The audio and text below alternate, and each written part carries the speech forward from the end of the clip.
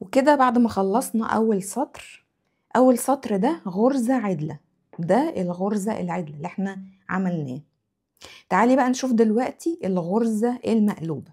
بس قبل ما تبتدي في الغرزة المقلوبة لازم تكوني اتمرنتي على الغرزة العدلة، انك تعمليها مظبوط ويطلع الشغل مظبوط.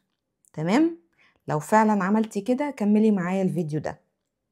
دلوقتي هنعمل الغرزة المقلوبة، وده هيبقى عكس اللي احنا عملناه في الغرزة العدلة.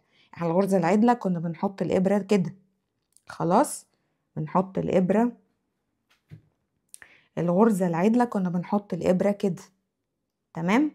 لا انا بقى هاخد علشان الغرزة مقلوبة هرفع الخيط لفوق كده، سيب دي كده على جنب. الخيط بتاع البقرة اللي هو الطويل اللي انا بشتغل بيه هرفعه لفوق، تمام، وادخل كده الخيط فوق الإبرة، الخيط فوق الإبرة، وادخل من الجنب من هنا كده، من تحت لفوق.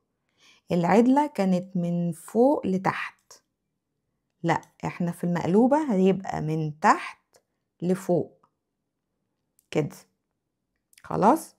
والخيط فوقها من فوق، وهلف لفة كاملة كده تاني، وهلف لفة كده من تحت الإبرة، تحت الإبرة اللي فوق دي، من تحت الإبرة اللي فوق مش اللي تحت. مش هعملها كده، مش هاخدها كده كلها،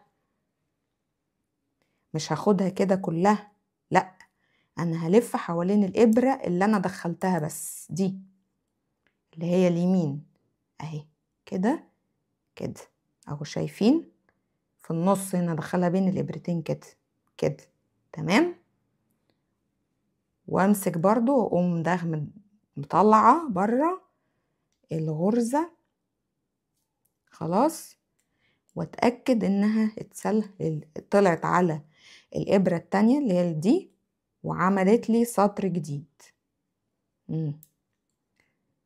بقى عندي غرزة كده ايه مقلوبة. تعالوا تاني نبص كده نشوف عليها تاني اهو. هدخل الإبرة من تحت كده لفوق، وعدي الخيط كده بين الإبرتين، بين الإبرتين كده، ألفها على الإبرة دي، وبعدين هلف واخد الغرزة اللي أنا حطيتها عليها الخيط، واروح عاملة طالعة بيها وصلة القديمة تاني اهي كده كده كده، خلاص. كمان مرة كده